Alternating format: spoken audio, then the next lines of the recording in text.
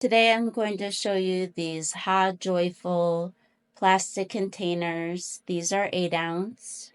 Let me just zoom in a little bit. So these are a really nice plastic container. It's a clear container. You can see the lid screws off. This one still has a little slime on it, and it's a nice cap, nice and sturdy. Put it back on. And then, as you can see, we did our own label with these. We made some slime with our son for his birthday favors. It was really great craft.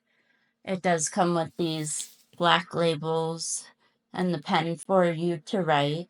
You can also use these containers for food. They are BPA-free and food safe.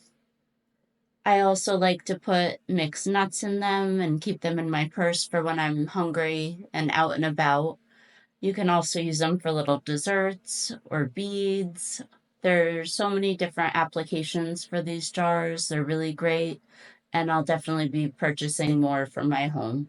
If you have a bunch of little things that need to be organized, these containers are also great.